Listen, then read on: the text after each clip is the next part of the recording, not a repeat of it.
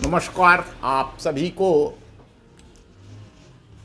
माघ पूर्णिमा माघी पूर्णिमा की ढेर सारी शुभकामनाएं और बधाई। आज संत चरित्र कथा में संत गाडगे जी महाराज की कथा। महाराष्ट्र राज्य के अमरावती जिले के सेठ गांव दरियापुर में पैदा हुए देबूजी जिंगराजी जानोटकर, जो खपड़े को सिर पर रखकर झाड़ू लेकर समाज के दीन दुखियों भूखे गरीब नारायण की सेवा कर संत गाडगे के नाम से प्रसिद्ध हुए। उत्तर भारत के जातीय भेदभाव रखने वाले लोग उनको अच्छी दृष्टि से नहीं देखते हैं, लेकिन यथार्थ इसके ठीक विपरीत है। अगर हम किसी चीज को राजनैतिक बुद्धि से देखते हैं, समाज की सामंती बुद्धि से देखते हैं, तो हमारी दृष्टि गड़बड़ हो जाती है। हमारे देश में ऐसी मान्यता है कि माघ मास की पूर्णिमा को पृथ्वी पर देवता अवतरित होते हैं। 23 फरवरी 1876 ईस्वी को माघी पूर्णिमा के दिन पिता जिंगराजी रानोजी जानोटकर और माता सखुबाई के पुत्र के रूप में संत गाडगे जी महाराज का जन्म हुआ था।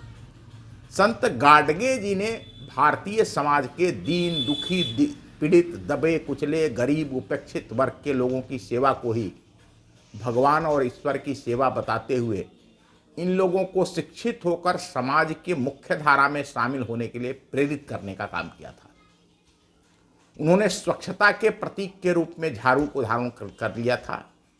दलित गरीब परिवारों की प्रगति और उत्थान सम्मान की सबसे बड़ी बाधा उनकी गंदगी में रहना, नशाखोरी और चोरी करना था। उन्होंने सबसे पहले इस समुदाय को स्वच्छ रहने, धुले कपड़े पहनने और पढ़ाई करने के लिए प्रेरित किए। भारतीय वैदिक सनातन दर्शन के नर सेवा नारायण सेवा अर्थात समाज के गरीब विपन्न कमजोर बीमार मनुष्यों की सेवा और सहायता करने को ईश्वर भगवान की पूजा से भी अधिक आवश्यक और लाभदायक माना गया है। यह सत्य भी है कि ईश्वर सृष्टि के कण कण में विद्यमान है, और अगर हमारे सदस्य ही कोई मनुष्य, चाहे वह स्त्री हो या पुरुष हो, अगर वह हमारे आसपास भूखा नंगा बीमार लाचार दीनहीन दुखी है और हम उसकी सेवा सहयोग करने की जगह मंदिर में पूजा पाठ करते हैं, तो वह पूजा व्यर्थ और निष्फल होती है। यह हमारे सभी वैदिक ग्रंथों में लिखा गया है। आप सभी ने सुना होगा कि संत कोई रामेश्वरम पर गंगा जी से काशी से पैदल आए थे और जल चढ़ाने के लिए उन्होंने गड्ढे को पिला दिया था, प्यासे गड्ढे को पिला गया था और भगवान शंकर प्रकट हो गए थे। ऐसी अनेक घटनाएं हैं जहां भगवान दीन दुखी के रूप में मिलते हैं, और वास्तविकता यही है कि वास्तव में जो दीन हैं दुखी हैं भूखे हैं गरीब हैं, उनकी सेवा करना, उनका सहयोग करना, उनको ऊपर उठाने का प्रयास करना, यही ईश्वर की सही पूजा है। मंदिर में पूजा करना, मठ में दान चढ़ाना, ये तो एक प्रकार से भगवान को ठगने का काम करते हैं लोग।